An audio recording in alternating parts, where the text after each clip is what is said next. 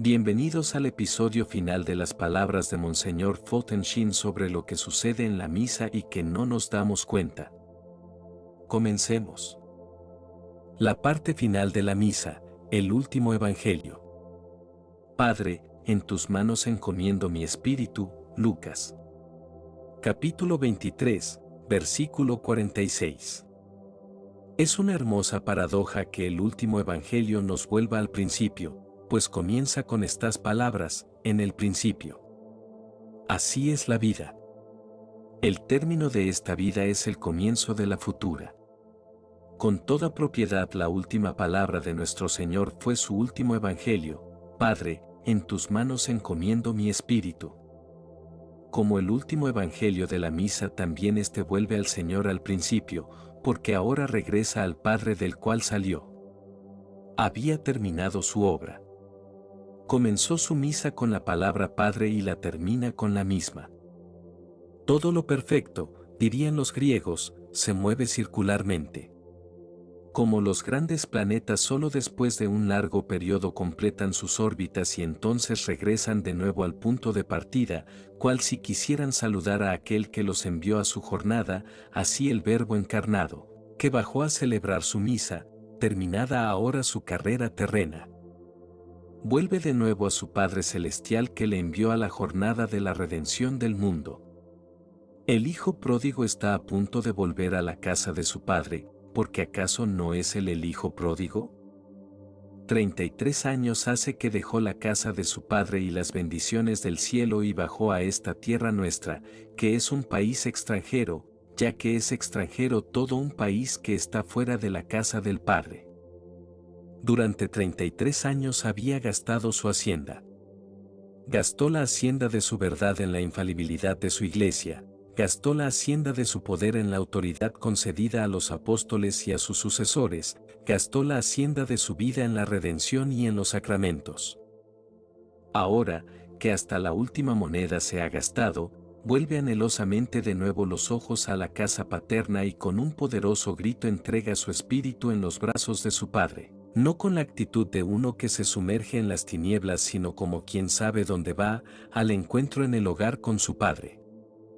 En la última palabra y último evangelio que le devuelve al principio de todo cuanto comienza, esto es, a su Padre, se manifiesta la historia y el ritmo de la vida. El fin de todas las cosas debe, en cierta manera, volver a sus principios. Como el Hijo vuelve al Padre, como Nicodemo, debe renacer, como el cuerpo vuelve al barro, así el alma del hombre, que vino de Dios, debe un día volver a Dios. La muerte no acaba con todo. La fría tierra que cubre la sepultura no señala el fin de la historia del hombre. El modo como ha vivido en esta vida determina cómo vivirá en la próxima. Si buscó a Dios durante la vida, su muerte será semejante al abrir de la jaula, capacitándole para usar sus alas y volar a los brazos del amado divino. Si huyó de Dios durante la vida, la muerte será el principio de una eterna huida de la vida, la verdad y el amor, y eso es el infierno. Ante el trono de Dios, de quien vinimos a nuestro noviciado terrenal, deberemos comparecer un día a rendir cuentas de nuestro servicio. No habrá criatura humana que, recogida la última gavilla, no sea contada entre los que aceptaron o rechazaron el don de la redención, y que, en la aceptación o rechazo de ese don, no haya firmado la escritura de su eterno destino. Como las ventas son comprobadas en la caja registradora al terminar el negocio diario, así nuestros pensamientos, palabras y hechos serán examinados en el juicio final. Si hemos vivido a la sombra de la cruz, la muerte no será un fin sino un principio de la vida eterna, en lugar de una separación será un encuentro, en lugar de una partida será una llegada, en lugar de estar al fin será un último evangelio, un volver al principio.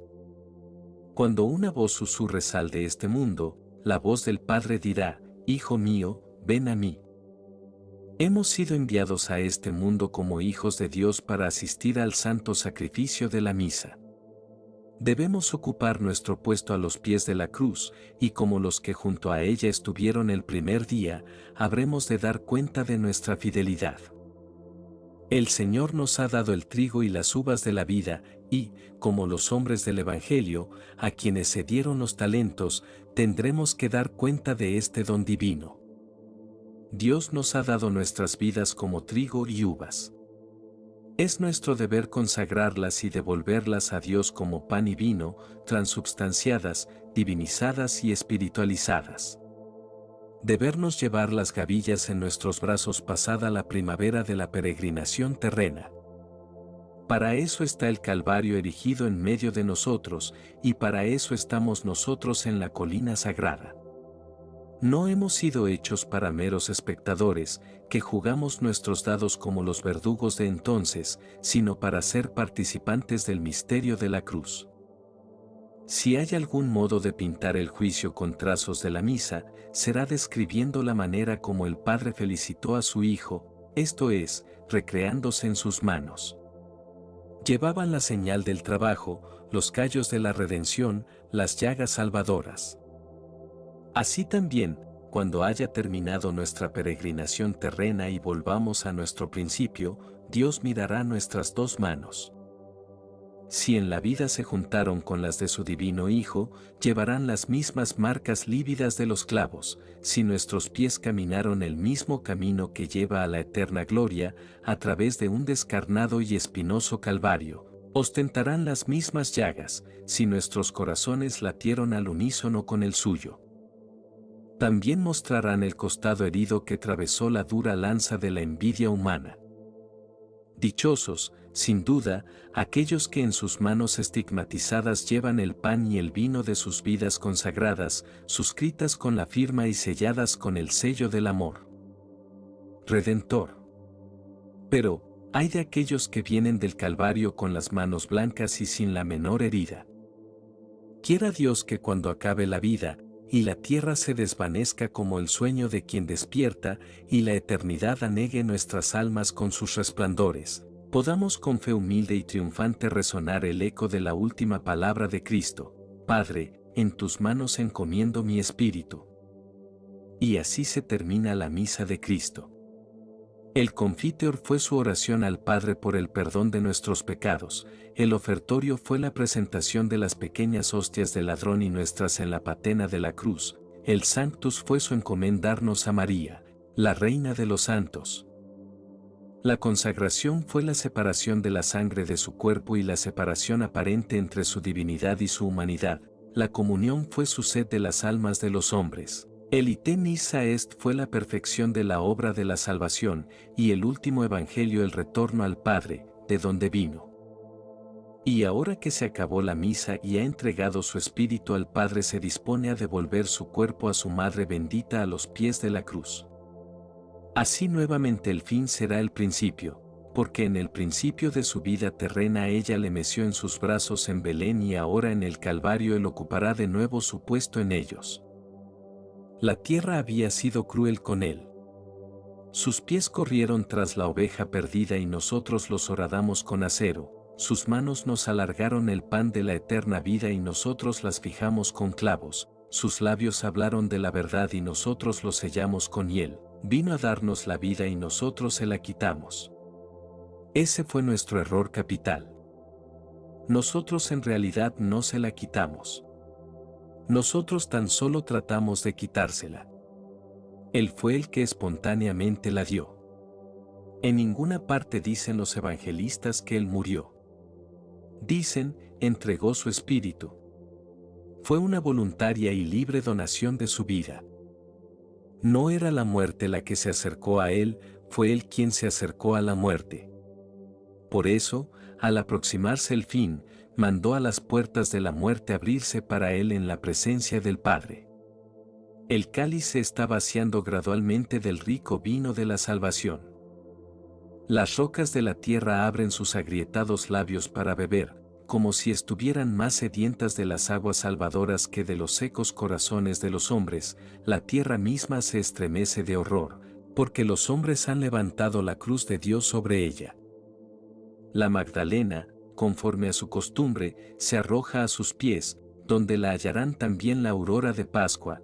Juan, con el rostro transfigurado como moldeado en el amor, oye los latidos del corazón cuyos secretos aprendió, amó y enseñó. María medita el abismo entre el Calvario y Belén.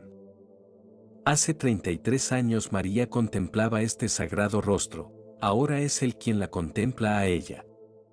En Belén los cielos habían buscado la faz de la tierra. Ahora los papeles se han cambiado. El suelo busca la faz del cielo, pero de un cielo marcado con las cicatrices de la tierra. Él la amaba sobre todas las criaturas del mundo, porque era su madre y la madre de todos nosotros.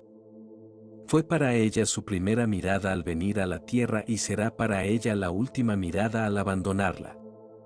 Se encontraron sus ojos con mirada fulgurante de vida y hablaron su lenguaje propio. Hay rompimiento del corazón a través de un éxtasis de amor, luego una cabeza inclinada, un corazón destrozado. En las manos de Dios Él entrega, puro e inocente, su espíritu con una voz fuerte y sonora que canta eterna victoria. Y María en pie, sola, madre sin hijo. Jesús ha muerto. María contempla sus ojos, que son tan claros aún en presencia de la muerte, sumo sacerdote del cielo y de la tierra, vuestra misa ha concluido. Dejad el altar de la cruz y entrad en vuestro santuario del cielo, ataviado con las ropas de la humanidad, vistiendo el cuerpo como pan y la sangre como vino. Ahora ha terminado el sacrificio. Sonó la campana de la consagración. Ofrecisteis vuestro espíritu al Padre y vuestro cuerpo y sangre al hombre. No queda otra cosa que el cáliz vacío. Entrad de nuevo en vuestro santuario del cielo. Despojaos de las vestiduras de la mortalidad y poneos las blancas ropas de la inmortalidad. Mostrad vuestras manos, pies y costado a vuestro Padre Celestial y decidle, con esta heridas fui llagado en la casa de los que me amaban. Entrad sumo sacerdote en vuestro celeste santuario, y, como vuestros embajadores de la tierra levantan en alto el pan y el vino, así vos mostraos a vuestro Padre en amorosa intercesión por nosotros hasta la consumación de los siglos. La tierra ha sido cruel con vos, pero vos seréis bueno con la tierra. La tierra os levantó en la cruz, pero vos atraeréis a la cruz la tierra. Abrid la puerta de la celestial sacristía, oh sumo sacerdote. He aquí que nosotros somos ahora los que estamos a la puerta y llamamos. ¿Y qué diremos a vos, oh María? María, vos sois el ministro del gran sacerdote. Vos fuisteis su ministro en Belén.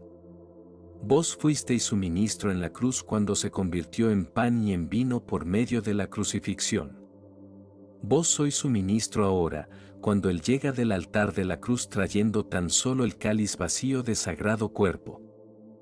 Cuando el cáliz es colocado en vuestro regazo puede parecer que Belén ha vuelto de nuevo porque es aún vuestro. Pero solo lo parece, porque Belén era el cáliz cuyo oro tenía que ser probado por el fuego, y ahora es el cáliz cuyo oro ha pasado por los fuegos del Gólgota y del Calvario. En Belén era blanco, como salió del Padre, y ahora es rojo como vuelve de nosotros. Pero vos sois todavía su ministro. Y, como Inmaculada Madre de todas las víctimas que van al altar, llevadnos a él puros y conservadnos puros hasta el día en que entremos también en el santuario del reino de los cielos, donde vos seréis nuestro eterno sacerdote. Y ahora me dirijo a vosotros, amigos del crucificado, vuestro sumo sacerdote ha bajado de la cruz, pero nos ha dejado el altar. En la cruz estaba solo, en la misa está con nosotros. En la cruz sufrió en su cuerpo físico, en el altar sufre en su cuerpo místico, que somos nosotros.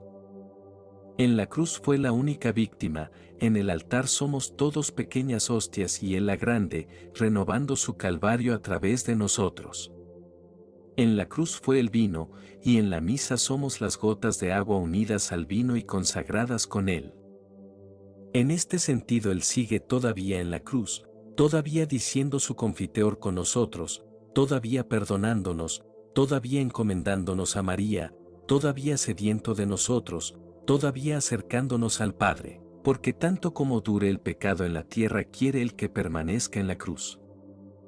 Cuando en torno el silencio me recubre, en las horas del día o de la noche, resuena un grito que me pone tenso, clamor que rueda de la cruz del monte. La vez primera que me hiere, vuelo, ansioso busco, y solo encuentro un hombre en congojas de cruz. Te voy a liberar de tus horrores, le gritó, y corro a desclavar sus pies. Más al punto su voz me sobrecoge. No. Déjame en la cruz. Cuando todos los hombres, las mujeres, los niños a mis pies se congreguen, solo entonces me podrían desclavar. Grito, más soportar tus clamores. No resisto. ¿En qué puedo, di, aliviarte? Y escucho, vete, tierra y mar recorre. Iría todo mortal en tu camino. En la cruz pende un hombre. Monseñor Fulton J. Sheen fue un arzobispo norteamericano, cuya causa de canonización hoy en día está abierta y tramitándose. Falleció el 9 de diciembre de 1979, a los 84 años de edad, después de dejar escritos un sinfín de libros, intervenciones radiofónicas y comparecencias televisivas, en un programa propio, que se titulaba La vida merece la pena vivirla. Este programa llegó a tener una cifra récord de audiencia, más de 30 millones de televidentes. En uno de los programas, no sé si televisivo o radiofónico, en que intervino Monseñor Sheen, pocos meses antes de su muerte, el entrevistador le preguntó, Obispo Sheen, usted inspiró a millones de personas en todo el mundo. ¿Quién fue, o qué fue, lo que más le impactó a lo largo de su vida? ¿Fue acaso el Papa actual o el anterior? Y el obispo le respondió, no fue un papa, ni un cardenal, u otro obispo, y ni siquiera fue un sacerdote o una monja. Fue una niña china de 11 años de edad. Entonces el obispo contó la siguiente historia. Cuando los comunistas ocuparon la totalidad de China, su odio al catolicismo les llevó a encarcelar cuando no a asesinar a todos los religiosos y religiosas, especialmente a los que no teniendo la nacionalidad china, allí se encontraban. Uno de estos religiosos le contó al obispo Sheen lo que había pasado en su iglesia. Le explicó que a él lo encarcelaron en su propia rectoría cerca de la iglesia. El sacerdote observó aterrado desde su ventana cómo los comunistas penetraron en la iglesia y se dirigieron al santuario. Llenos de odio profanaron el sagrario, tomaron el copón y lo tiraron al piso, esparciendo las hostias consagradas. Como eran tiempos de persecución, el sacerdote había tenido la precaución de saber exactamente cuántas hostias contenía el copón, 32. Una vez cometida la fechoría, los comunistas se marcharon, dejando un centinela de guardia para custodiarle a él y no permitir el culto en la iglesia. Pero no repararon, o quizás no le dieron importancia a una niña de unos 11 años, que rezaba al fondo de la iglesia que estaba en penumbra. La niña observó todo lo que había sucedido, y se marchó a su casa. Pero por la noche, la niña volvió a la iglesia, evitando al centinela comunista que más se preocupaba de vigilar la rectoría donde estaba recluido el sacerdote, que la iglesia que estaba vacía, con los destrozos que sus compañeros y él mismo habían ocasionado, y lo más importante, a nuestro entender, que no al del centinela. Las 32 formas consagradas, desparramadas en el suelo. Una vez en la iglesia, la niña se situó en la parte de atrás de la misma rezando durante una hora, un acto de amor en reparación del odio que habían mostrado sus hermanos de raza. Después de su hora santa, la niña se adelantó con mucho sigilo hacia el presbiterio, se arrodilló, y bajando la cabeza hasta el suelo con su lengua tomó una de las sagradas formas que allí estaba desperdigadas. Téngase en cuenta que en aquella época aún no estaban vigentes las actuales normas sobre la comunión, el ayuno era riguroso, sin comer ni beber 12 horas antes, y a los seglares no les era lícito tocar con sus manos, no consagradas, las sagradas formas. La pequeña continuó regresando todas y cada una de las noches siguientes, haciendo primero su hora santa y acercándose después al presbiterio, para tomar con la lengua el cuerpo de nuestro Señor. En la 32ª noche, después de haber realizado la última comunión, tropezó provocando accidentalmente un ruido que despertó al comunista que estaba de guardia. La pequeña trató de huir, pero el comunista corrió detrás de ella, la agarró y la golpeó hasta matarla con la culata de su rifle.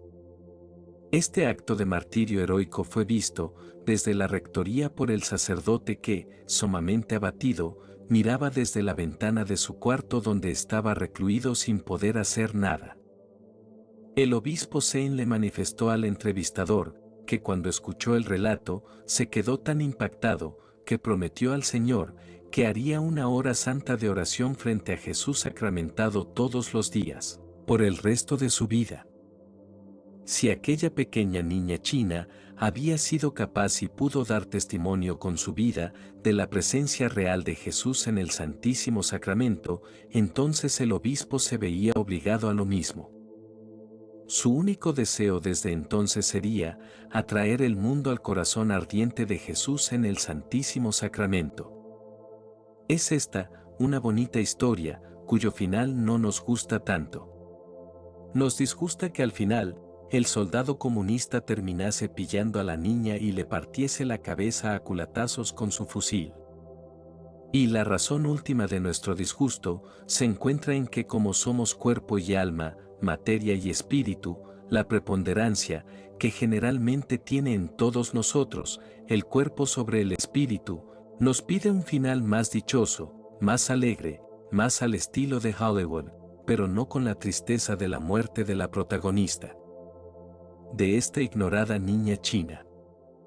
Lo que nos pasa es que dado este apego que tenemos a las cosas de este mundo, valoramos más el continuar en él, al precio que sea, sin valorar para nada la gloria que esta niña habrá adquirido con su martirio.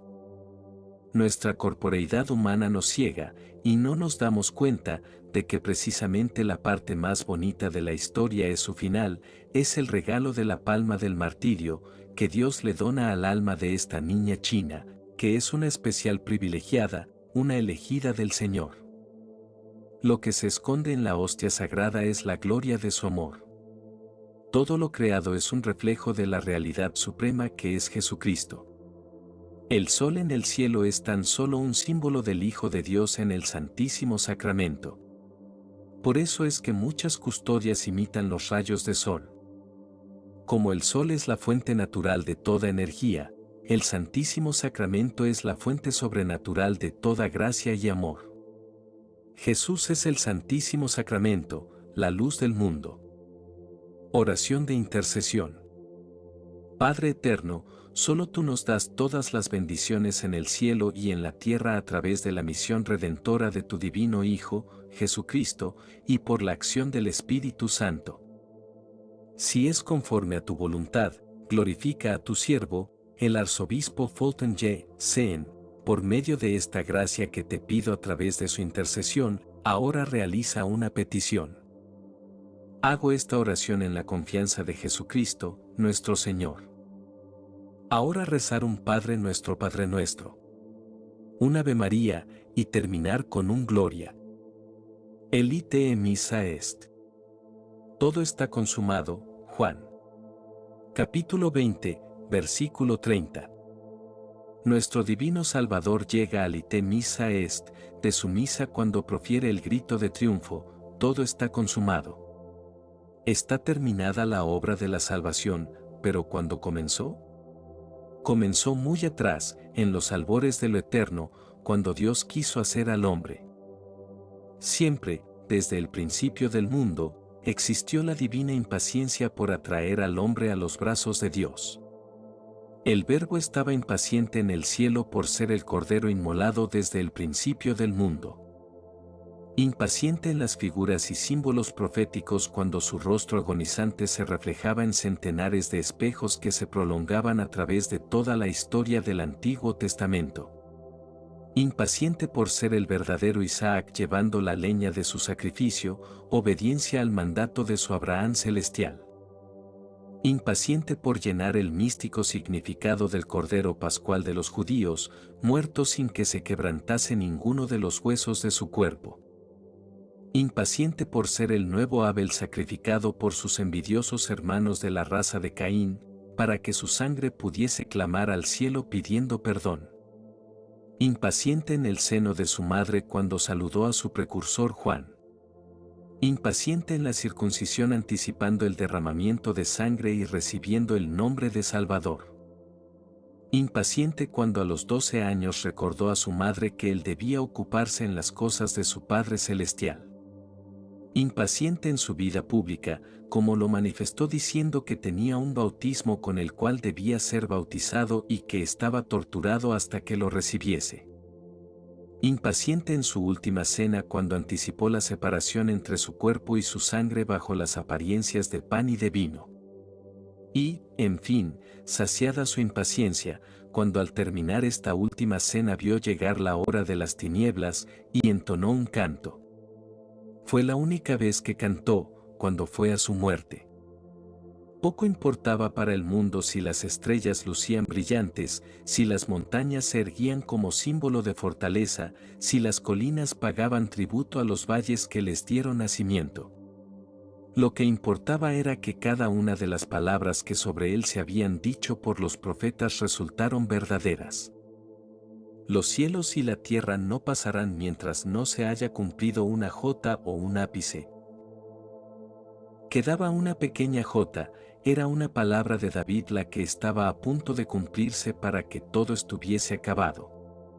Y ahora, que también esa se había cumplido, él, el verdadero David, citó al David profético, está consumado. ¿Qué es lo que está terminado? Se ha terminado la redención del mundo. El amor ha completado su misión, porque el amor ha dado todo cuanto puede. Dos cosas hay que puede hacer el amor.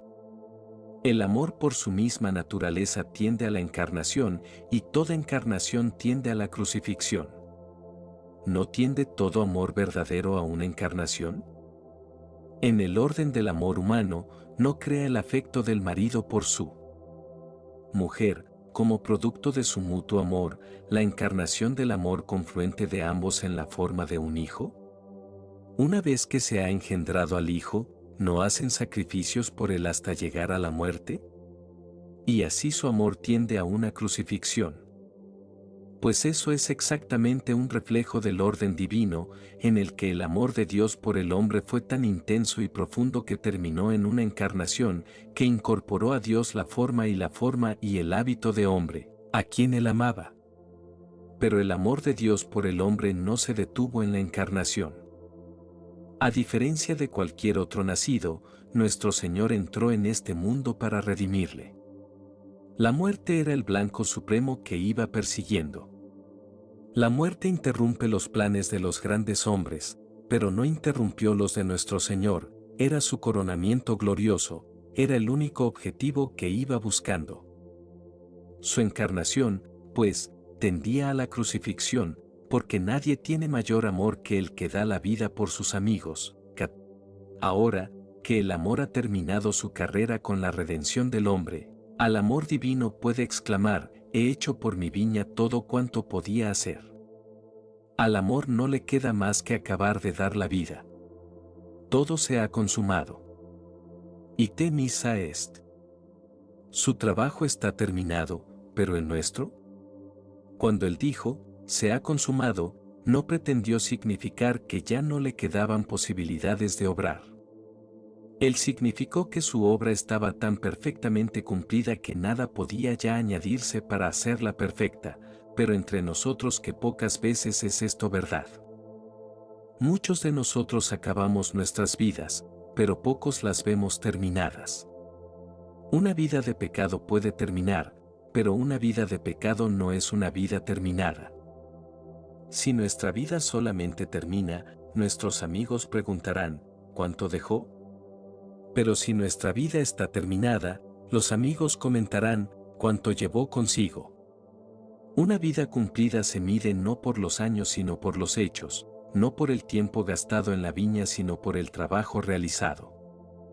En corto tiempo un hombre puede llenar muchos años, aun incluso aquellos que llegaron a la hora 1/10 pueden llenar sus vidas en el reino de los cielos. No harán suya la amarga frase de dolor, 15, demasiado tarde, oh hermosura antigua, te he amado. Terminó el Señor su obra, pero nosotros no hemos terminado la nuestra. Señaló el camino que nosotros debemos seguir. Al terminar tendió su cruz, pero nosotros debemos levantarla.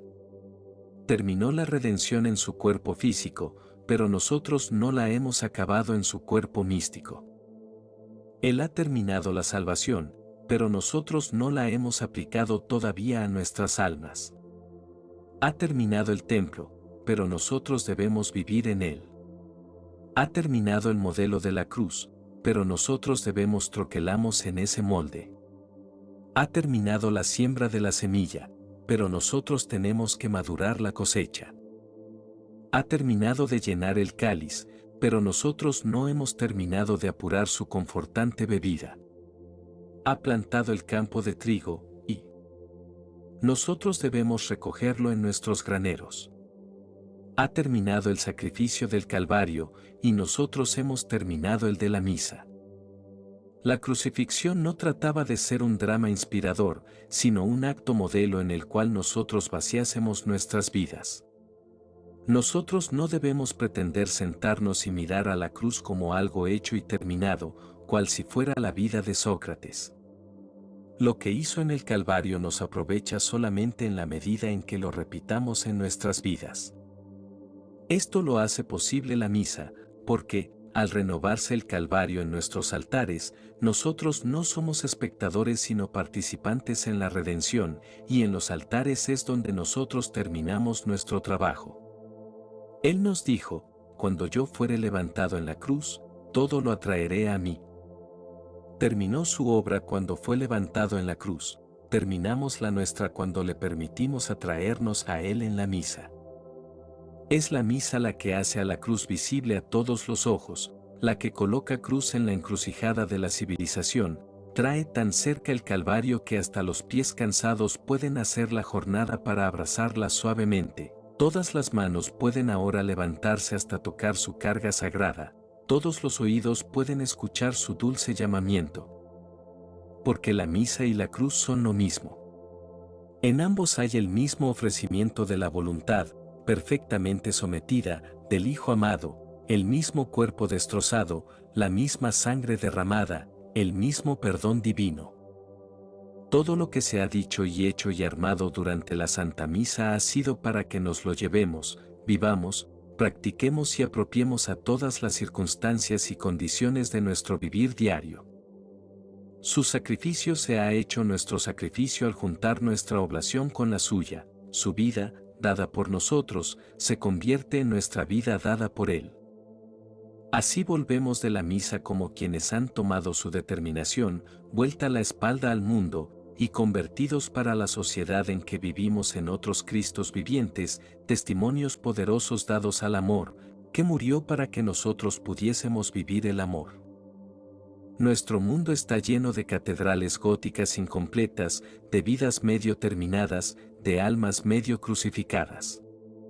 Algunos llevan la cruz hasta el Calvario, pero allí abandonan, otros son clavados en ella pero se desclavan antes de la elevación, otros estaban ya crucificados en alto, pero cediendo a los ataques del mundo, bájate de la cruz.